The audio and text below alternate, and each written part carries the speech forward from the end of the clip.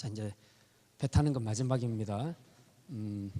이제 이렇게 해서 요 여정은 여기서 이제 끝나게 됩니다.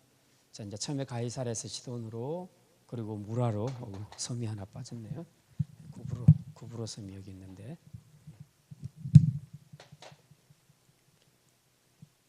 자, 이렇게 해서 여기서 이제 배를 갈아탑니다. 어디서 오는 배냐 하면 알렉산드리아에서, 이집트 알렉산드리아에서 오는 배를 갈아탑니다. 이 배는 원래 화물선이지만 그래도 사람을 태울 수 있는 배였습니다. 그래서 여기 276명의 사람들이 타고 또 상당한 화물도 실었습니다. 자, 그렇게 해서 이제 로더를 지나서 이렇게 가는데 이제 큰 폭풍이 불기 시작합니다. 그래서 이제 바다 방향을 바꾸죠. 배 방향을. 그렇게 해서 이쪽에서 불어오는 북서풍을 막기 위해서 이 아래로 지나갑니다. 그러다가 엄청 고생을 많이 하고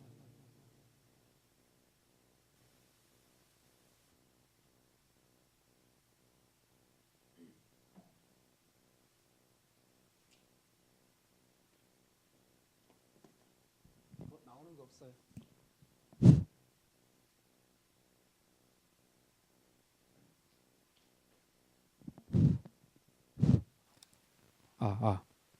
됐습니다. 그냥 이걸로 할게요. 자, 그렇게 해서 이제 간신히 미항에 도착하게 되는데, 이게 이제 그레데 섬이죠.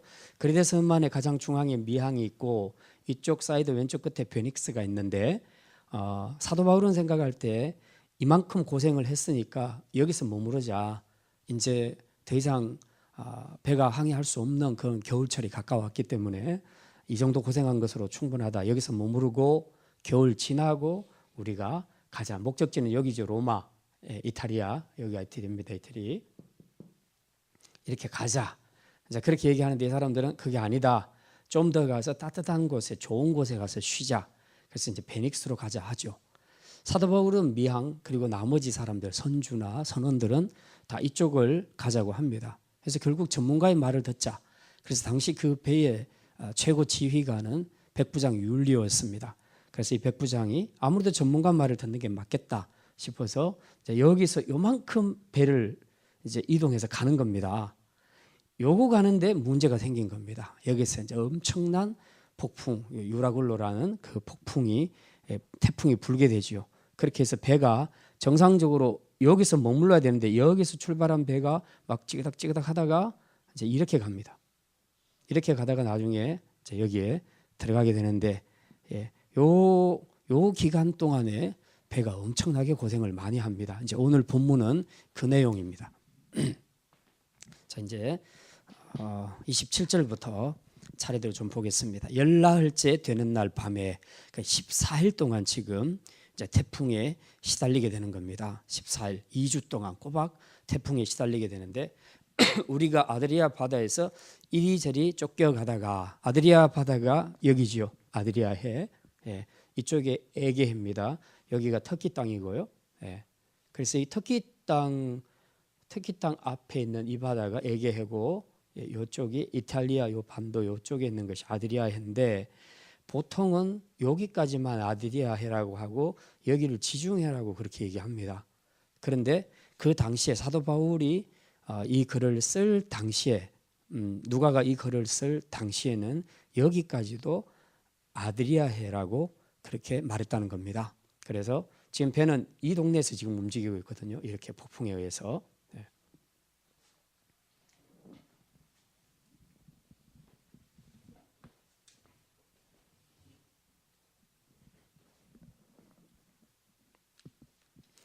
자, 27절. 그래서 이리저리 아드리아 바다에서 이리저리 쫓겨가다가 자정쯤 되어 사공들이 어느 육지에 가까워지는 줄을 짐작하고, 사공들은 아마 배에 있어서 전문가들이기 때문에 지금 밤에 지금 뭘 잘 보이지는 않아도 파도 소리나 자기들이 느낀 어떤 감각들이 있다고 합니다.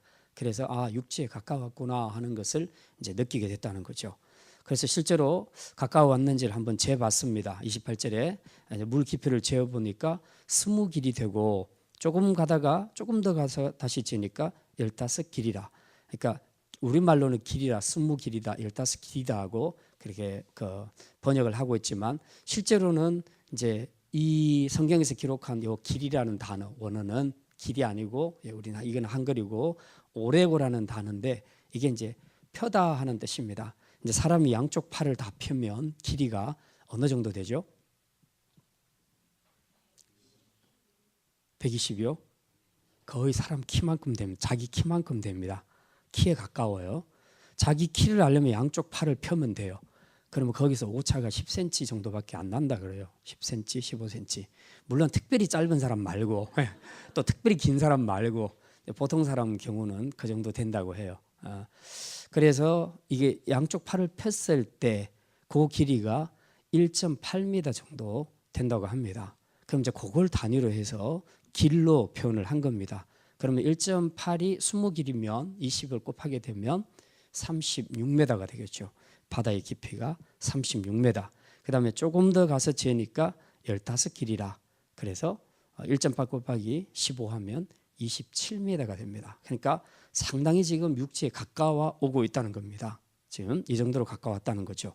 자, 그러다 보니까 29절에 이제 걱정이 됩니다. 육지에 가까이 왔다는 얘기는 잘못하면 어느 바위에 부딪힐 수 있다는 것을 뜻합니다. 그래서 암초에 걸릴까 하여 고물로 닷넷을 내리고 날이 새기를 기다리니라. 이제 아무래도 그 암초에 걸리게 되면 거의 다 와가지고 이제 그 좌초되면 안 되잖아요. 그러니까 걱정되니까 이제 고물이라는 것은 배 앞쪽은 이물이라 하고 배 뒤쪽은 고물이라고 합니다. 앞머리는 이물, 뒤쪽은 고물이라고 얘기합니다. 배 뒤쪽에서 이제 닻을 4개를 내렸다. 이제 보통 앞에다가 그 내려야 되는데 이제 여기는 이제 뒤를 내리게 됩니다. 앞을 내리게 되면 고정이 돼서 나중에라도 뒤에 배들이 바람이 불게 되면 막 흔들리게 됩니다. 이렇게 배가 있는데 앞쪽을 고정시키면 뒤쪽에서 파도가 치게 되면 이렇게 이제 배가 이렇게 돌아갈 수가 있다는 겁니다. 그럼 오히려 이것 때문에 큰 사고가 일어날 수 있기 때문에 아예 뒤쪽을 고정시키는 방법으로 그렇게 닻을 내렸다. 그다음 30절 사공들이 도망하고자 하여 이물에서 이제 뱃머리죠. 이물 앞쪽에서 닻을 내리는 채 하고 자 지금 분명히 29절에 보면 닻을 뒤에서 내렸잖아요. 고물에서 내렸죠. 뒤에다가 분명히 내리게 돼 있고 분명히 내렸어요. 그럼 앞에는 내릴 필요가 없는 거예요. 그런데 이 사공들이 보면 이물에서 닻을 내리는 채 하고 거룻배를 바다에 내려놓았다. 왜 그러냐? 좀 도망가기 위해서.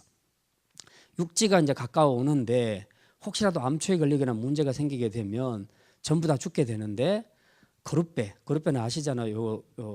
띄워서 나가는 배, 작은 배를 거룻배라고 하죠. 예, 일종의 뭐 구명선이라고 해야 될지 그 정도. 그러니까 뭐 그게 타면 얼마나 타겠어요? 한 10몇 명이나 20몇 명 잘하면 그렇게 타겠죠. 예. 자, 그 배를 그동안에 배 위에 올려놨었는데 이제는 이제 그걸 내리는 겁니다. 그래놓고 유사시에 자기들이 그거 타고 나가겠다는 거죠. 자기들만 살겠다고 지금 이제 그러는 겁니다. 꼭 이제 세월호 선장 비슷하죠. 예, 세월호 선장처럼 사공들이 자기 역할을 감당해야 되는데 자기들이 살라고 지금 그룹배를 내려놓는데 그 앞에서 내리면 안 되니까 닻을 내리는 척하면서 지금 그룹배를 내리는 겁니다. 닻은 내릴 이유가 없는데 지금 그러는 거예요. 그러니까 사도 바울이 빨리 눈치를 챘습니다. 그래서 31절에 이렇게 말합니다.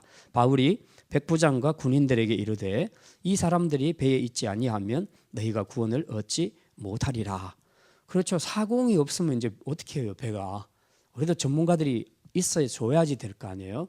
앞으로 육지가 가까웠다 하지만 앞으로 배가 더 움직여야 되는 건 사실인데 사공이 전부 다 도망가 버리면 그건 누가 그렇게 하겠냐는 거죠. 그러니까 이건 문제다. 그래서 만약 당신들이 살고자 하면 저 사람들 절대로 도망 못 가게 하라. 지금 이렇게 이제 얘기를 하는 겁니다. 그랬더니 이제 그 말을 듣고 32절에 군인들이 거룻줄을 끊어 떼어버리니라. 아예 거룻줄을 끊어버렸습니다. 그러니까 배는 지금 띄워놨는데 줄을 끊었으니 구명선은 그냥 혼자서 떠돌아다니는 겁니다. 이제 끝장난 겁니다. 더 이상 이 배를 타고 도망갈 수 없도록 원천 봉쇄시킨 겁니다. 33절 날이 새어가매 바울이 여러 사람에게 음식 먹기를 권하여 이르되 너희가 기다리고 기다리며 먹지 못하고 줄인 지가 오늘까지 열나흘인즉. 예. 이제 지금 방금 조금 전에 있었던 일은 자정 깜깜할 때 있었던 일이고 이제 새벽에 해가 뜨기 시작합니다. 날이 새어 가는데 이제 사도 바울이 갑자기 사람들한테 자 이제 우리 밥 먹자 하고 이제 먹자고 그렇게 얘기합니다. 여기 보니까 14일 동안 이들이 먹지를 못했다. 14일 동안 완전히 금식하고 굶었다는 뜻이 아니고요. 워낙에 파도 태풍이 많이 치고 하니까 중간중간에 잠시 이렇게 그 조용했을 때를 이용해서 먹기는 먹었지만 제대로 음식을 먹은 적이 없다는 겁니다. 그러니까 다들 굉장히 힘이 없는 그런 상태죠. 본의 아니게 많이 금식을 한 그런 상태에 있습니다. 자, 그래서 사도 바울이 이제는 먹자라고 이야기합니다. 그리고 용기를 북돋워 주죠. 34절에 음식 먹기를 권하노니 이것이 너희의 구원을 위하는 것이요. 이 말이 무슨 말입니까? 먹어야 산다. 힘을 내라. 이제 육지가 가까웠는데 무슨 일이 일어날지 모른다. 그러니까 너희들이 힘을 비축하고 있어야 된다. 안 먹고 있으면 가령 예를 들어서 뭘 뛰어내리거나 뭘 잡거나 이렇게 하는 상황에서 힘이 너무 없으면 안 되니까 너희들이 먹어야 된다. 먹어야 산다. 너희의 구원을 위하는 것이다. 그 다음 너희 중 머리카락 하나도 잃을 자가 없으리라. 이제 이건 굉장히 위로가 되는 말이죠. 요거는 그 우리 지난주에 봤던 그 24절, 25절, 26절 이 말씀입니다. 하나님께서 이제 그 하나 천사를 보내서 약속의 말씀을 주시죠. 두려워하지 마라. 네가 가이사 앞에 반드시 서야 되기 때문에 내가 너를 지켜주고 너와 함께한 사람들도 다 지켜줄 거다. 하나님께서 이런 약속의 말씀을 주셨죠. 이 약속을 믿으니까 사도 바울이 이렇게 말하죠. 너희 중에 머리카락 하나도 잃을 자가 없으리라. 모두가 안전할 것이다 하는 것을 지금 이야기해 주면서 자 그러니 먹어라. 이제 먹자. 먹읍시다. 이제 그렇게 얘기합니다. 그래서 35절에 떡을 가져다가 모든 사람 앞에서 하나님께 축사하고 떼어 먹기를 시작하며 그래서 이제 뭐 사람 기분이 그렇잖아요. 막 태풍 몰아치고 계속해서 이런 막 그 엄청난 고통을 겪고 있다가 갑자기 먹자 하면 먹자 하고 이렇게 먹기가 쉽지는 않죠. 네, 사람이 먹는 것도 마음이 좀 편해야지 먹을 수가 있죠. 근데 사도 바울이 지금 이 두 가지 말로 용기를 주죠. 이거 먹어야 너희들이 산다. 무슨 일이 생길지 모른다. 다음 그러나 너희 중 머리카락 하나도 잃지 않을 것이다. 하나님이 너희 생명을 보존해 주실 것이다. 이런 약속의 말씀 확실하게 줍니다. 그래놓고 먹자 하고 자기가 막 먹으니까 이제 사람들이 그제서야 용기를 얻어서 먹습니다. 그런데 35절에 보니까 이 떡을 가져다가 모든 사람 앞에서 하나님께 축사하고 떼어 먹기를 시작했다. 그래서 하나님 앞에 축사했다는 것은 하나님께 감사기도 했다는 얘기입니다. 그러니까 지금 이 배 안에는 유대인도 있고 이방인도 있고 믿는 사람도 있고 안 믿는 사람도 있고 그렇겠죠. 그런데 어쨌든 자기가 대표 기도를 해버리는 겁니다. 이것도 이제 굉장히 의미 있는 이야기죠. 지금 상황은 보통 때 같으면 이렇게 기도하면 요거도 먹죠. 어디 가서 지금 여러분이 동창회 모임 갔는데 예수 믿는 사람도 있고 안 믿는 사람도 있는데 자기가 동창 회장이라고 자 밥 먹읍시다 해놓고 우리 다 같이 대표 기도합시다. 그래서 자기 대표 기도하면 요거도 먹잖아요. 그런 경우는. 근데 사도 바울은 충분히 그럴 수 있죠. 지금 자기가 말하자면 지금은 거의 지휘권을 잡은 거나 똑같아요. 어쨌든 영적인 것이건 육적인 것이건 환경적인 것이건 모든 것을 지금 사도 바울이 다 리더를 하고 있습니다. 백부장은 이제부터 사도 바울의 말만 듣기 시작하는 거예요. 계속 그 말대로만 하는 겁니다. 그러다 보니까 음식 먹을 때도 그냥 대표로 자기가 기도해버린 거예요. 하나님 앞에 감사기도 하지요. 그래서 36절 그들도 이제 그제서야 마음이 안심이 되고 안정을 되찾으면서 이제 그들도 먹기 시작했습니다. 37절 배에 있는 우리의 수는 전부 276명이더라. 아마도 이제 먹을 때 이렇게 숫자를 세 봤겠죠. 그래서 276명이라는 숫자가 이제 여기서 나옵니다. 38절 배부르게 다 먹고 이제 밀을 바다에 버려 배를 가볍게 하였더니 자 이제 이게 거의 마지막 양식이라고 생각하고 지금 먹었습니다. 그리고는 남아있는 밀을 바다에 다 버립니다. 왜냐하면 육지가 가까웠기 때문에 무거우면 무거울수록 가라앉고 부력이 약해지니까 암초에 부딪힐 가능성이 큰 거죠. 그래서 육지에 가까울수록 배는 가볍게 해주는 것이 좋다는 겁니다. 그래서 남은 양식을 지금 다 버리는 거죠. 이게 아마 이제 비상 양식이었던 것 같습니다. 그 전에 태풍 때 막 웬만한 물건들 다 버렸잖아요. 그런데도 지금 아직까지 남아 있는 걸 보면 요거는 최후의 비상 양식이었다. 그렇게 생각할 수 있습니다. 어쨌든 이제 거의 마지막 식사라고 생각하고 이제 배부르게 먹고는 나머지는 전부 다 버립니다. 이제 뭐 글쎄요, 이게 뭐 한 200m 남았는지 그 육지까지 그 섬까지 200m 남은지 몇백 m 남았는지는 모르겠지만 깊이가 지금 27m 정도 밖에 안 된다면 어쨌든 많이 가까운 것은 사실입니다. 그래서 이제는 양식을 챙길 때가 아니고 배가 안전하게 섬에 도달해야 할 것을 먼저 챙겨야 되는 이제 그런 상황이 된 겁니다. 그래서 밀을 바다에 다 버리고 배를 가볍게 했다. 자, 근데 이제 날이 완전히 샜는데 날이 샜음에도 불구하고 지금 이게 어디 땅이지? 우리가 지금 어디 와 있지? 지금 전혀 감을 못 잡는 겁니다. 경사진 해안으로 된 항만이 눈에 띄는데 거기다가 배를 들이다 댈 수 있을까? 어쨌든 지금 섬인데 육지를 봤으니까 거기에 들어가야 될 거 아닙니까? 지금 배 타고 계속 다닐 수는 없는 일이죠. 그래서 이제 거기다가 들이다 댈 수 있겠는가? 이제 그 사공들하고 다 선원들하고 다 이제 서로 의논했겠죠. 근데 되겠다라고 생각하고 이제 결단을 하고 40절 드디어 닻을 끊어버립니다. 끊고 바다에 버리는 동시에 키를 풀어 늦추고 이제는 돛을 달고 바람에 맞추어서 해안을 향하여 들어가더라. 그러니까 이제는 막 뭘 자기 힘으로 어떻게 가는 것이 아니라 다 끊어버리고 가볍게 한 상태에서 이제 조금씩 해안을 향해서 나가는 겁니다. 자, 근데 이제 문제가 생겼습니다. 41절에 두 물이 합하여 흐르는 곳을 만나 배를 걸매 이 물은 부딪혀 움직일 수 없이 붙고 고물은 큰 물결에 깨어져 가니 그 잘은 모르겠지만 이 섬에서 아마도 이 섬에서 그 흐르는 어떤 그 물이 있을 겁니다. 섬 안에서도 그 육지에 물이 있잖아요. 물이 있고 그 다음에 이제 이 바닷물이 이렇게 흘러간다고 생각한다면 이렇게 흐르는 물과 육지에서 이 섬 안에서 나오는 물과 그리고 바다의 이 물이 만나는 지점에 일종의 지난번에 우리가 그 스르디스를 감아 올렸다 하는 그 이야기를 했는데 이 사주 같은 거, 그러니까 모래사장이나 혹은 진흙 같은 거, 그런 그 경사진 곳이 있었다는 거죠. 배가 여기에 탁 걸려버린 겁니다. 그래서 앞머리 이 물이 이 진흙탕에 완전히 꽂혀버린 거예요. 확 꽂혀버렸어요. 그러니까 이제 배가 더 이상 움직일 수가 없는 상태가 됐습니다. 그래서 이렇게 이제 배가 이렇게 앞머리 여기가 꽉 처박아 버렸어요. 진흙탕에. 꽉 처박은 상태에서 얘가 고정돼 버린 겁니다. 앞부분은. 그러니까 얘가 움직여야 이 섬에 들어갈 건데 여기서 박혀버리니까 더 이상 갈 수가 없는 거죠. 이 상태에서 또 파도가 치는 겁니다. 그러니까 배가 어떻게 되겠어요? 배가 여기는 꽂혀 있으니까 많이는 못 움직이는데 그런데 계속 강하게 때리면 어떻게 됩니까? 이게 부서질 거 아니에요. 이 뒷머리가. 고물이 깨지더라 하는 얘기가 지금 그 이야기입니다. 41절.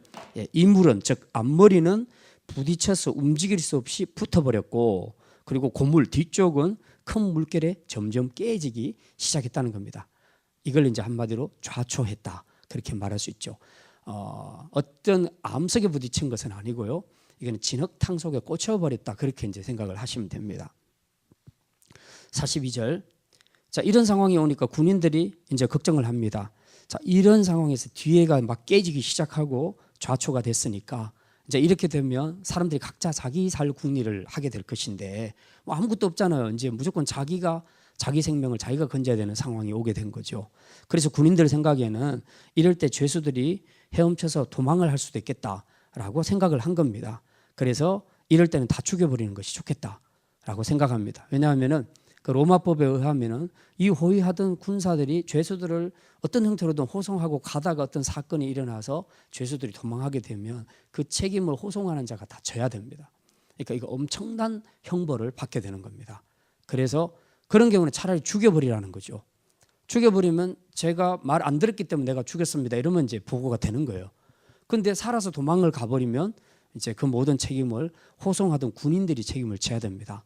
그러니까 지금 상황을 딱 보니까 이거 그렇게 될 가능성이 굉장히 큰 상황이 된 거예요. 그래서 이 군인들이 안 되겠다. 이 죄수들을 다 죽여야 되겠습니다. 그래서 백부장에게 이걸 보고합니다. 이런 상황에는 죽이는 것이 좋겠습니다. 라고 그렇게 말을 했더니 43절 백부장이 바울을 구원하려 하여 그들의 뜻을 막고 헤엄칠 줄 아는 사람들을 명하여 물에 뛰어내려 먼저 육지에 나가게 하고. 예. 죄수를 다 죽여라 하면 사도 바울도 지금 죄수잖아요. 그럼 사도 바울도 죽게 되죠. 그러니까 지금 백부장이 그렇게 해서는 안 되겠다는 거죠. 지금 백부장은 이 태풍을 겪으면서 사도 바울을 엄청 신뢰하게 됐습니다. 그래서 이 사도 바울은 절대 죽이면 안 된다는 생각을 가지게 된 겁니다. 사도 바울을 살리려면 군인들의 그 보고 그 말을 듣지 않아야 되는 거죠. 그러면 이제 자기가 지휘자로서 지금 이 부분을 어떻게 해결할 것인가. 어차피 배는 지금 좌초가 돼서 다 깨지고 있으니까 어떤 형태로든 나가서 육지까지 가는 것은 자기 몫이라는 거죠. 각자의 몫입니다. 이게 이 문제를 어떻게 처리할 것인가 하는 거죠. 그래서 이 백부장이 헤엄칠 줄 아는 사람들은 헤엄쳐서 가라 그렇게 얘기합니다. 그게 군사든지 아니면 죄수든지 관계없습니다. 당시 죄수들은 손에 묶이지 않았다고 합니다. 자유롭게 놔뒀다고 합니다. 자, 그런 상태니까 충분히 헤엄쳐서 갈 수 있죠. 그래서 죄수든 군인이든 헤엄칠 줄 아는 사람은 제죽고 가라. 그렇게 해서 그 사람들이 뭐 이제 아마도 헤엄칠 정도의 거리만 남았던 것 같아요. 아마 한 100m 이내 정도 남았든지, 자, 그랬을 가능성이 크겠죠. 보통 수영 잘하시는 분들은 바다에서 하면 얼마나 가죠? 이분수 집사님 수영 잘하시죠? 바다에서 해본 적 있어요? 네. 수영장 안에서는 선수인 건 제가 아는데 그 바다는 조금 또 다르긴 다르다고 하더라고요. 네. 그 한 막 몇 킬로씩 10몇 킬로씩 막 그렇게 가시는 분들도 있는데 아마 여기는 이 정도는 아닌 것 같고 그냥 수영만 하면 육지에 도달할 수 있는 정도의 거리로 그렇게 짐작이 됩니다. 그렇게 해서 이제 수영할 줄 아는 사람들은 일단 뛰어내려서 육지로 일단 이제 무사히 들어가고, 자, 남은 사람들 이제 수영 못하는 사람들이 문제입니다. 항상 이래서 이제 우리가 배 탈 때는 항상 수영을 할 줄 아는 것이 중요해요. 수영 못하시는 분 있습니까? 박영희 집사님은 배를 탈 때 꼭 구명조끼를 입으세요. 그 혹시 세월호 이런 사건이 생겨도 그것만 갖고 있으면 빠져도 어쨌든 살거든요. 아니면 수영을 할 수 있어야 돼요. 자, 여기 이 남은 사람들, 수영을 못하는 사람들은 어떻게 했나 보니까 44절에 널조각 혹은 배 물건에 의지하여 나가게 됐다.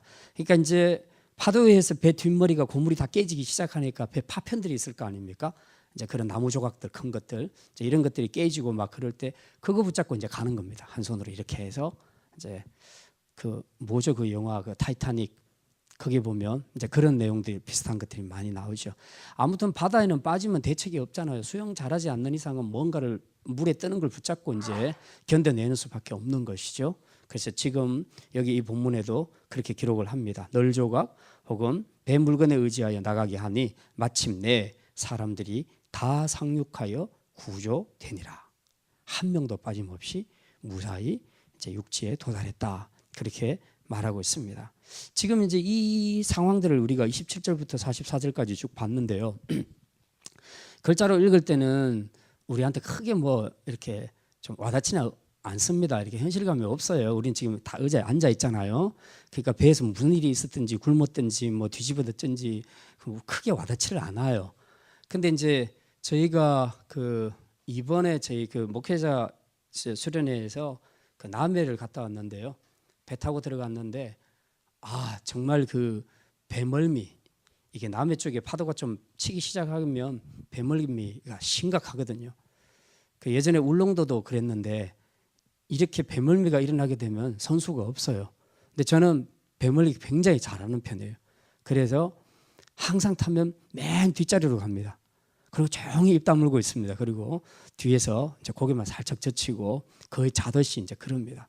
근데 이제 친구 목사님들 중에서 이렇게 보면 건강한 사람들 있잖아요.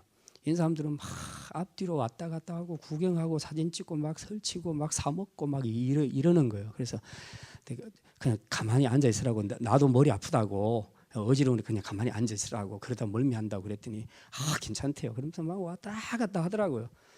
그 저는 이제 멀미 안 했어요. 조심해서 딱 내렸는데 보니까 두 사람 멀미했고요. 한 사람은 배에서 내려가지고 부둣가에서 아름답다 하더니 옥 하고 그렇게 다 내려. 굉장히 건강한 친구거든요. 자기도 자기 생에 그렇게 멀미한 건 처음이래요. 그래서 제가 그랬죠. 가볼 때 알아봤다. 네, 이제 그렇게 얘기했거든요.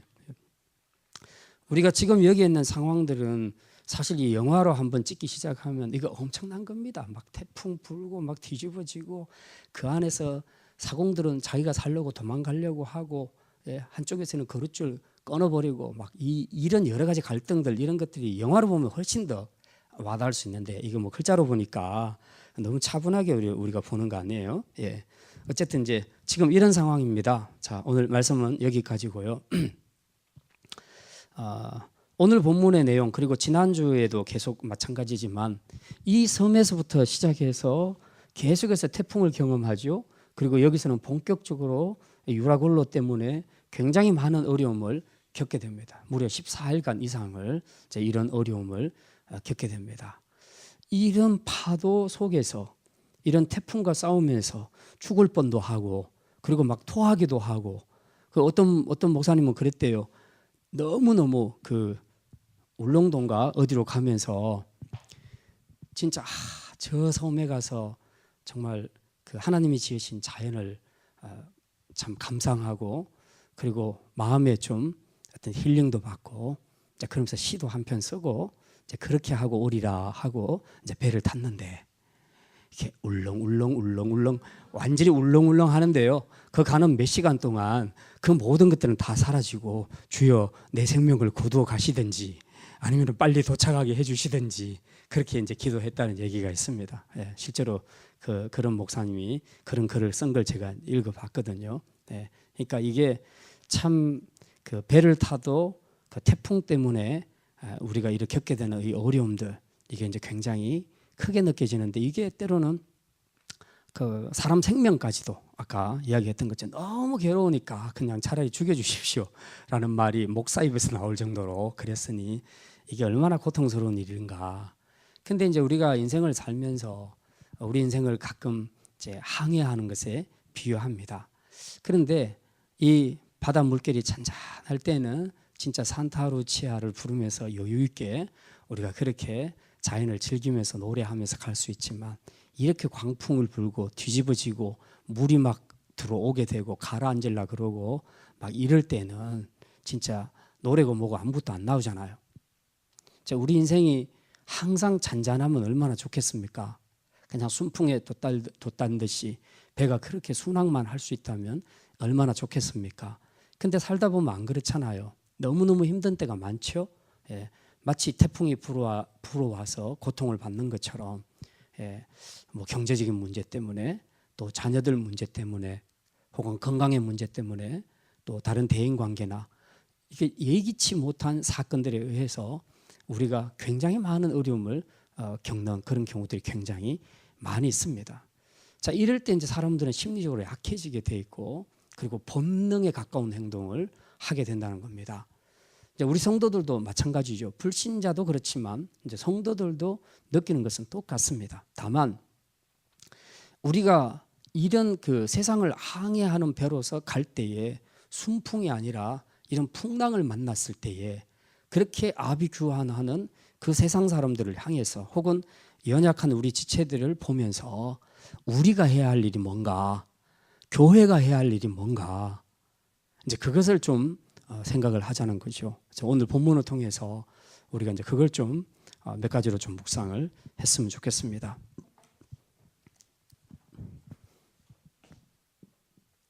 첫째는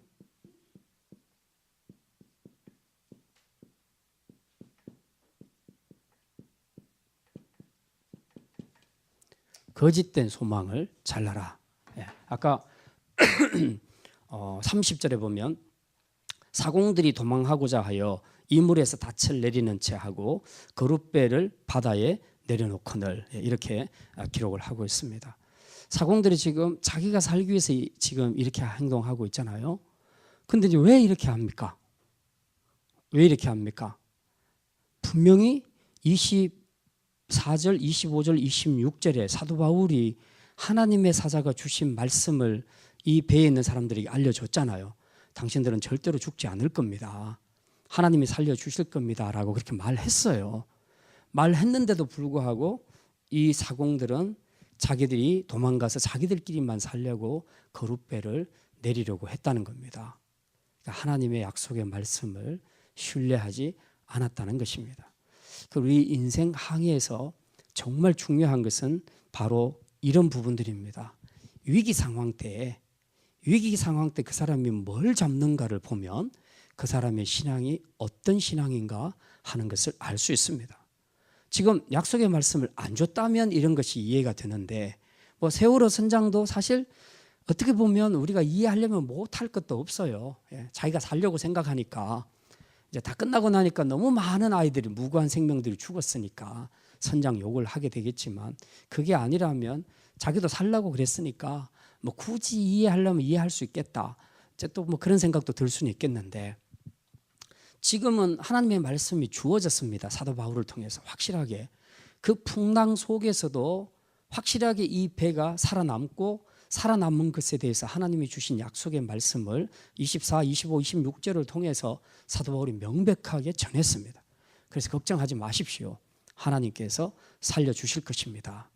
라고 말을 했는데도 불구하고 사공들은 자기들이 살기 위해서 그룹배를 띄우고 도망가려고 했다는 거죠. 사공들에게 있어서 소망은 뭐였냐? 그룹배였다는 겁니다. 그룹배가 자기를 살려줄 것이라고 생각을 했다는 거죠. 그러니까 그것을 내려놓고 거기에 타려고 시도를 했다는 거죠. 그런데 하나님은 사도 바울을 통해서 그 줄을 끊어버리지 않습니까? 네. 우리가 생각할 때 정말 어떤 위기 상황, 어려운 상황이 찾아오게 되면 불신자는 말할 것도 없고 믿는 신자들까지라도 선택하는 것이 하나님이 아닌 다른 그룹배 같은 것을 잡으려고 할 때가 많이 있습니다. 저게 가장 안성맞춤입니다. 그래도 이 위기 상황에서 저거라도 있어야지 라는 그 생각 때문에 우리가 그걸 붙잡지만 사실은 그거는 거짓 소망이다. 그거 타고 가면 죽는다는 거예요. 이 사공들이 만약에 그 배를 타고 갔다 무사히 살았다 절대로 그렇지 않습니다. 틀림없이 죽게 될 겁니다. 하나님이 그냥 놔두지 않습니다. 그러니까 우리가 이런 어려움 속에서 우리가 그 영적인 분별력을 가져야 될 것은 바로 그겁니다. 내가 붙잡고 있는 이 거룻배가 과연 나에게 진짜 참 소망이 될 수 있겠는가? 참 의지가 될 수 있겠는가? 이게 나를 살릴 수 있겠는가? 하는 것들을 우리가 영적으로 분별을 해야 됩니다. 그런데 사공들은 그렇게 하지 않았다는 거죠.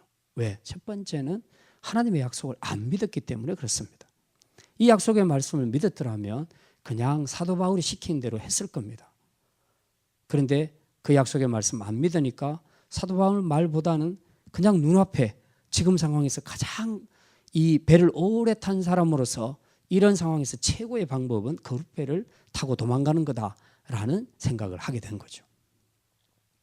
그런데 바로 그걸 의지하려고 할 때 하나님은 가차없이 끊어버리십니다.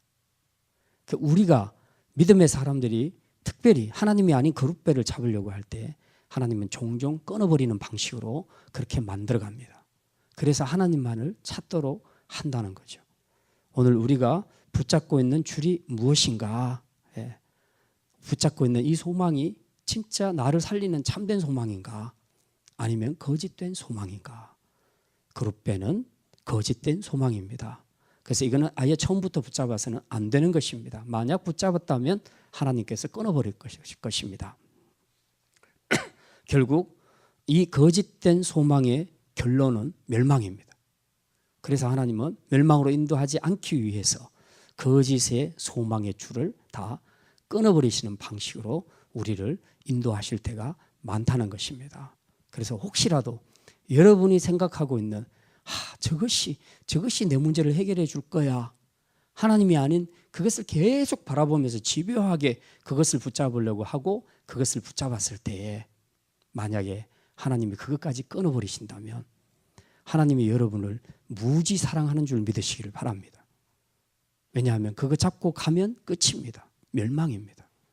그래서 그걸 의도적으로 하나님이 어떤 사건을 통해서든지 끊어버리시는 겁니다.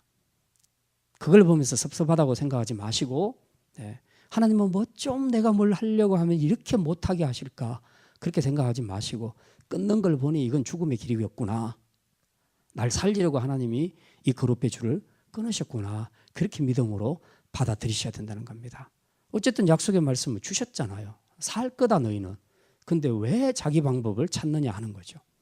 우리가 약속의 말씀 굳게 붙잡는 것이 얼마나 중요한가 하는 것을 우리가 알 수 있습니다. 자, 두 번째로 거짓된 소망을 자르는 것으로 이제 이게 교회가 해야 할 일이죠. 예, 교회. 성도가 해야 할 일이 그겁니다. 사람들에게 그거 거짓 소망이야 라는 것을 말해줘야 돼요. 그래서 끊어버리게 해야 되는 겁니다. 지금 우리 주변에서도 보면 저러면 안 되는데 계속 그 그룹에 줄을 놓고 그룹배를 찾아가려고 하는 사람들이 있습니다. 그래서 예배의 자리 떠나고 기도의 자리 떠나고 계속해서 그 그룹배를 향해서 가는 사람들이 있어요. 근데 그 사람들에게 우리가 해줘야 될 것이 뭐냐? 그것의 끝은 멸망이다. 그건 진짜 소망이 아니야. 그건 당신을 살려내지 못해. 당신이 붙잡고 있는 거짓 소망이야 라는 것을 말해줘야 된다는 거죠. 세상 사람들에게도 그걸 말해줘야 되고 우리 지체들에게도 그걸 말해줄 의무가 우리 교회와 성도들에게 있다는 것입니다. 이제 이 거짓된 소망을 갖지 못하도록 잘라버리는 이 일을 첫 번째로 하고, 두 번째는 뭡니까? 뭔가 그거는 아니야라고 말했으면 이제 뭐가 긴지를 말해줘야 될 거 아니에요, 그죠? 예. 참 소망을 제시하라. 참 소망을 제시하라. 네. 자, 오늘 본문에 보면요, 사도 바울이 느닷없이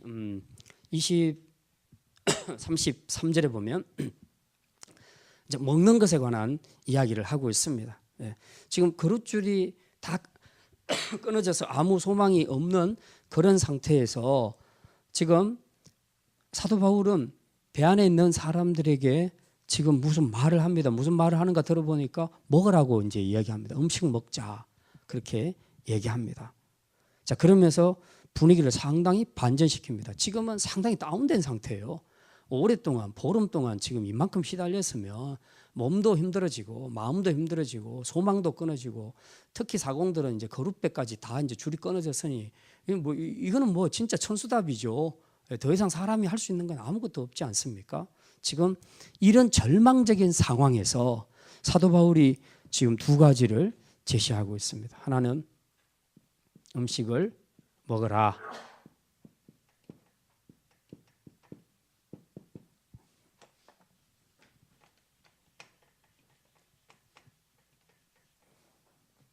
음식을 먹으라는 얘기를 하고, 두 번째로는 메시지를 주시는데 머리카락 하나도 다치지 않을 것이다. 예, 그러니까 구원받을 것이다. 여기서 구원은 영혼의 구원을 이야기하는 것이 아닙니다.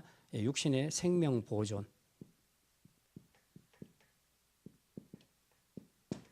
생명이 보존될 것이다.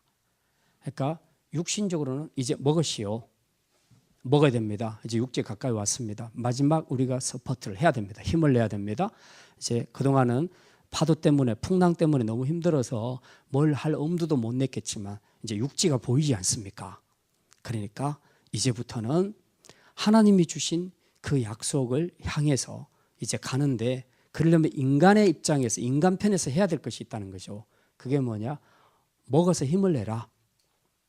그러니까 먹었으니까 여기 나중에 수영해서 갖는 거 아닙니까? 그죠? 만약에 다 굶고 그대로 앉아 있었으면 힘 없어서 못 가요. 특히 민물에서 수영하는 거하고 그 바다에서 수영하는 거하고는 되게 달라요.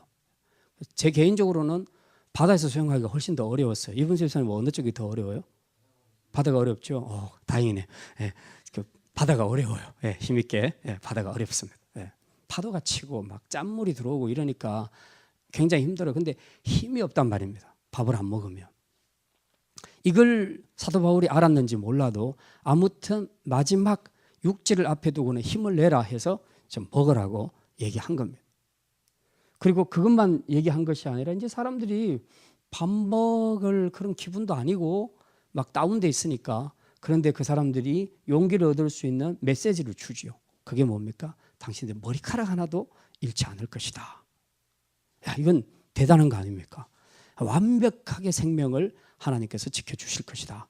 그 약속의 말씀을 주고 있잖아요. 그러니까 예수 안 믿는 사람이라도 지금 이런 상황에서 이런 메시지를 들으면 힘이 나지 않겠습니까? 그죠? 예. 그래서 먹어라. 그리고 당신들의 생명은 하나님이 확실하게 지켜줄 거다. 그렇게 말하니까 사람들이 그때부터 힘을 얻기 시작한 겁니다. 그리고 사도 바울 자신이 이제 막 먹기를 시작하죠.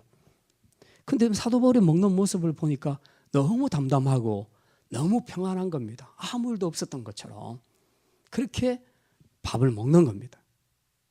보통 보면 다 같이 근심되는 상황에서 한 사람이 밥 많이 먹고 있으면 쟤는 진짜 속이 있나 없나 우리가 좀 그런 생각을 할 때가 많지 않습니까?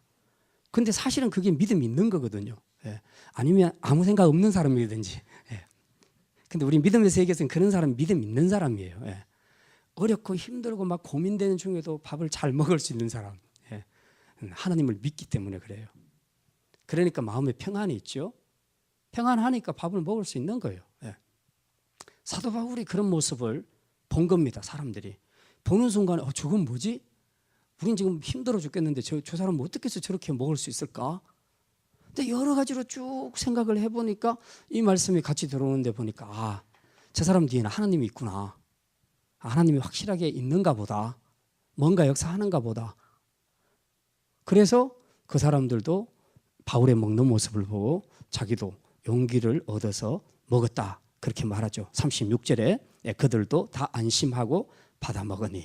처음에는 입맛이 없었던 사람들도 걱정, 근심, 두려움 때문에 입맛이 없었던 사람들도 사도 바울의 메시지를 듣고 또 사도 바울의 먹는 모습을 보면서 우리도 소망을 가질 수 있겠다라고 생각하고 이제 이 음식을 받아 먹었다고 그렇게 기록을 하고 있습니다. 자, 그리고 이제 그 35절에 보면 떡을 가져다가 모든 사람 앞에서 하나님께 축사하고 떼어 먹기를 시작하며 하나님 앞에 감사했다는 겁니다. 감사의 기도를 올렸다는 겁니다. 이거는 그냥 단지 하나님 이 음식 주셔서 감사합니다 이 차원이 아니에요. 지금 생명에 관한 문제를 이야기하고 있습니다. 지금 이때까지 이 보름 이상을 엄청나게 고생을 하고 왔는데 사실은 죽으려면 충분히 죽을 수 있었던 그런 기회들이 많았지 않습니까? 근데 하나님 지금 살려주셨잖아요. 살려주셔서 이 밥을 먹게 됐을 때 단지 밥 주셔서 감사합니다 이 기도로 끝날 수 있겠습니까? 그거 아니잖아요. 생명에 관한 것들을 이야기하고 있죠. 하나님 살려주셔서 감사합니다. 내가 이 생명 하나님께서 이 파도 속에 바다 속에 들어가지 않도록 나를 지켜주셔서 감사합니다. 그래서 이 축사를 먼저 한 거죠. 그리고 지금까지 하나님이 내 생명을 지켜주셨던 것처럼 또 이 음식도 나에게 힘을 주는 것처럼 내 앞으로 인생도 내 모든 육신과 영혼의 그 죽고 사는 것까지라도 주님께서 주관하시는 줄 믿습니다. 하나님께 다 맡겨드리겠습니다. 감사합니다 라고 사도 바울이 틀림없이 이렇게 기도했을 거예요. 제가 기도해도 이렇게 했을 거거든요. 그러니까 분명히 그렇게 기도했을 거예요. 그래서 이렇게 축사하면서 기도했을 때 사람들이 마음속에 감동이 일어났던 거죠. 정말 사도 바울이 믿고 있는 그 하나님이 우리를 지켜주셨구나. 이런 큰 오랫동안 풍랑을 겪었음에도 불구하고 우리 모두가 다 살았구나 라는 그 감격 속에서 누가 살려줬을까를 생각했더니 사도 바울의 축사 기도 내용 속에 그런 것들이 쫙 나오는데 보니까 사도 바울의 하나님이 바로 우리를 살려주셨구나 라는 생각을 갖게 됐다는 겁니다. 바로 이제 이런 거죠. 이런 것들이 감사기도. 이걸 통해서 뭘 발견했냐? 하나님의 섭리 주관, 하나님의 생명을 주관하시는 하나님 깨닫게 된 겁니다. 이게 바로 참 소망이죠. 진짜 사람이 죽고 사는 것은 하나님께 달렸다. 사도 바울은 지금 이 거짓의 소망 그룹배를 잘라버리는 것으로 끝내지 않고 진짜 소망이 뭔가를 지금 설명을 하고 있습니다. 밥 먹어라.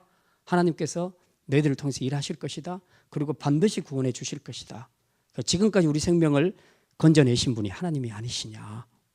바로 여기에 너희들의 참 소망이 있다. 너희들이 정말 살기를 원한다면 이 하나님을 의지해라. 그렇게 말하자면 메시지를 지금 전하고 있는 거예요. 이게 참 소망입니다. 교회는 풍랑 속에서 허덕이는 세상을 향해서 바로 이것을 제시해 줄 수 있어야 됩니다. 당신이 하나님 안으로 들어오기만 하면 머리카락 하나도 다치지 않고 하나님이 당신을 지켜주실 것입니다. 당신의 생명은 하나님께 달려 있습니다. 그룹배나 다른 어떤 것에 있는 것이 아니고 하나님께 달려 있습니다. 그 생명을 주관하시는 하나님께 맡기십시오. 감사하고 사십시오. 이 메시지를 교회가, 성도가 세상을 향해서 전해줘야 된다는 겁니다. 자, 이제 마지막으로 소망의 공동체.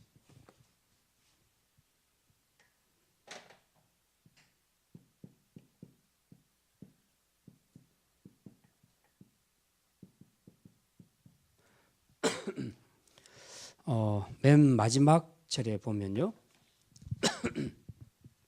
이제 날이 밝았을 때 바울 일행은 지금 이제 배를 해안으로 대려 하다가 앞머리가 이제 그 진흙탕에 이제 박히지 않습니까? 그리고 이제 배가 깨지기 시작하는데 이때 죄수들이 도망갈까 봐서 군인들이 죄수들을 다 죽입시다 하고 백부장 율리에게 건의를 합니다. 그랬더니 백부장이 안 된다 하죠. 이유는 단 한 사람 건지기 위해서. 예. 사도 바울은 절대로 죽이면 안 된다는 그런 확신, 자기 안에 확신이 있었기 때문에 이제 못 죽이게 하죠. 그리고는 다 헤엄칠 수 있는 사람들은 다 헤엄치게 가게 하고, 그리고 마지막 헤엄치지 못하는 사람들은 널조각이나 이런 것들을 의지해서 결국 마지막에는 다 살아났다는 것을 이야기하고 있습니다. 276명 중에 한 명도 죽은 사람은 없다는 것입니다.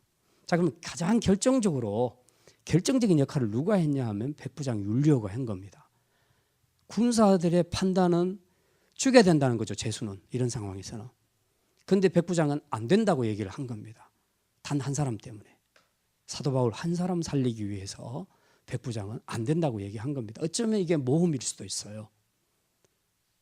나중에 문제가 생기면 백부장 자기가 책임져야 되잖아요. 근데 사도 바울 한 사람 살리려고 이런 많은 죄수들에게서 이탈된 행동들이 나타날 수 있는 가능성을 막았다는 것은 어쩌면 모험일 수도 있다는 겁니다. 그런데도 불구하고 왜 백부장 율리오는 바울을 지키려고 했을까? 이제 가장 확실한 것은 하나님이 그렇게 지켜주셨죠. 백부장 율리오를 통해서 사도 바울을 지켜주셨기 때문에 그렇습니다. 근데 그냥 그렇게만 말하기보다는 뭔가 있었다는 겁니다. 사도 바울에게. 뭐가 있었길래 이런 군사들의 건의를 다 일축시켜버리고 사도 바울을 살리려고 했을까? 그동안의 모든 여정들을 한번 돌아봤더니 사도 바울의 행동, 그리고 인격, 그리고 사도 바울의 리더십, 그리고 사도 바울이 가지고 있는 믿음, 이 모든 것들을 한번 묵상을 해봤더니 정말 이 사람은 살려줘야 될 가치가 있다고 생각을 한 겁니다. 어쩌면 지금까지 이 배에 있는 사람들의 모든 생명을 담보로 해서 오게 된 것도 이 사람 덕분이라는 것을 생각하게 된 거죠. 이 사람 배후에 있는 하나님을 느낀 겁니다. 백부장 율리오도 그걸 깨닫게 된 거예요. 그러니까 이 사람 죽이면 안 되겠다는 생각을 확실하게 가지게 된 겁니다. 그래서 어떤 모험 같은 결정을 하게 되죠. 사실 헤엄치고 수영할 사람들은 건너가라 했지만 건너가는 과정에서 무슨 변이 일어날지 어떻게 압니까? 예, 어떤 반란이나 이런 것, 죄수들이 도망가고 막 이런 일이 일어날 수 있는 거죠. 그런데도 불구하고 이 모든 것들을 다 감수하고 그렇게 했던 이유는 바로 그것이었다. 예. 사도 바울 한 사람 때문에 결과적으로는 276명이 다 살아난 겁니다. 예. 사도 바울 한 사람 때문에 죽어야 할 많은 죄수들이 다 살아나게 된 겁니다. 결국 이 구원이라는 것이요, 어떤 구원의 현장에서는 정말 단 한 사람 때문에 이루어진다는 거죠. 우리가 소돔과 고모라가 멸망하게 된 것이 의인 몇 명이 없어서 망했습니까? 의인 10명이 없어서 망했어요. 10명. 그 마을에 그렇게 많은 사람이 사는데도 불구하고 하나님 보시기에 마음에 드는 사람 10명이 없었다는 거죠. 그런데 나중에 예레미야 선지자 때 보면요, 이스라엘에는 의인 한 명이 없다 그랬어요. 네가 성중을 다 한번 돌아보면서 정말 내 뜻대로 사는 의인이 한 명이라도 있으면 데려와라. 그 한 명 때문에 이스라엘이 살리라, 그렇게 얘기해요. 그런데도 없다고 얘기합니다. 지금 세상은 이런 그 풍랑 속에서 소망 없이 살아가는 많은 사람들이 있는데, 이 사람들을 소망의 공동체 안으로 이제 끌어들이려면 뭐가 있어야 되느냐? 물론 전도해야죠. 이런 복음을 전해야 되죠. 그런데 이건 못지않게 중요한 것이 있다는 겁니다. 삶입니다. 그리스도인의 삶입니다. 예. 삶이 나하고 같이 사는 사람들에게 감동을 줘야 된다는 거예요. 감동을 줘야 돼요. 백부장 율리오는 감동을 받았어요. 이미 사도 바울을 통해서 이 사람의 용기와 리더십과 인격과 이 모든 예지, 능력과 그리고 믿음과 믿음의 역사 그리고 하나님의 함께 하심 이 모든 것들을 총체적으로 다 봤던 겁니다. 보름 동안에. 보름 더 됐죠? 예, 다 봤습니다.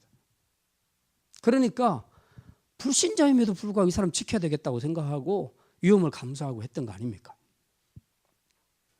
한 사람 때문에 우리가 우리 주변 사람을 구원해낼 수 있다. 우리 한 사람 때문에 세상을 구원할 수 있다라고 얘기했을 때 그 한 사람은 숫자 하나를 얘기하는 것이 아니라 내 삶 속에서 역사하시는 주님을 보여주는 겁니다. 나의 삶에서 하나님의 어떠하심이 드러나야 된다는 거죠. 그게 내 삶을 통해서 확실하게 비춰지게 될 때에 세상 사람들은 그를 보고 있다가 마지막에 그 사람이 걸어갔던 그 믿음의 길을 걸어가게 되는 것입니다. 그 의인 한 사람 때문에 세상이 구원받을 수 있다는 이론이 바로 그겁니다.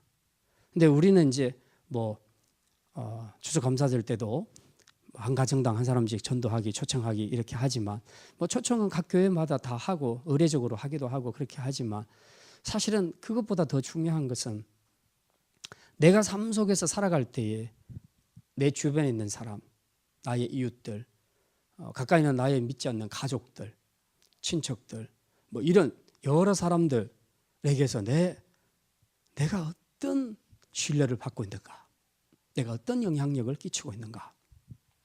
어쩌면 내가 끝없이 100번을 교회 나오라고 말해도 그 사람이 교회에 나올 수 없는 이유가 사실은 내 삶 때문에 그런 것이 아닌가 하는 것들을 우리가 반성해 볼 필요가 있습니다. 너무나 그들에게 감동을 주지 못하는 삶을 사는 그리스도인들이 많다는 겁니다. 감동을 안 주니까 어쨌든 감동이라도 주면 한 번은 나와 볼 건데 감동을 안 주니까 안 나오는 겁니다. 당신같이 그렇게 살면 난 굳이 교회에 갈 필요가 없겠어. 나 그렇게는 살고 싶지 않아. 전혀 동기부여를 받지 못하는 겁니다. 그래서 우리가 이 사도 바울의 모든 삶을 지켜봤던 백부장 율리오도 그렇게 결정했던 것처럼 목숨을 걸고 그 위험을 감수하고 결정했던 것처럼 우리 한 사람이 어떤 삶을 사느냐에 따라서 어쩌면 진짜 우리 주변에 있는 많은 사람들이 구원을 받을 수 있고 나 때문에 그들이 변할 수가 있다. 사도 바울 한 사람 때문에 276명이 살아남았다. 한 명도 죽지 않고 주님이 하셨습니다. 그리고 주님이 그냥 하신 것이 아니라 사도 바울의 삶을 통해서 이 일이 가능하도록 했던 겁니다. 우리는 주님이 다 하실 것이라는 생각 때문에 내가 할 건 아무것도 안 하고 가만히 있기만 하고 기도만 하면 된다고 생각하는 것은 잘못된 것입니다. 우리가 기도도 해야 되지만 말씀을 따라 순종하고 사는 삶이 있어야 됩니다. 그 삶을 통해서 세상 사람들에게 감동을 줄 때 그 사람들이 감동받고 나오는 거죠. 그 일을 위해서 기도를 해야 되는 겁니다. 그래서 오늘 이제 이 말씀을 통해서 이 땅에 지금 많은 사람들이 이 풍랑 가운데서 고통과 아비규환 속에서 살아가고 있는데 이들에게 교회된 우리 성도들은 뭘 해줄 수 있겠는가? 첫째는 그들이 잘못 붙잡고 있는 거짓된 소망의 줄을 잘라버리라. 두 번째로는 대신에 참 소망이 뭔지를 보여줘라. 세 번째는 이 소망의 공동체에 그들이 들어올 수 있도록 내가 삶으로 보여줘라. 삶으로.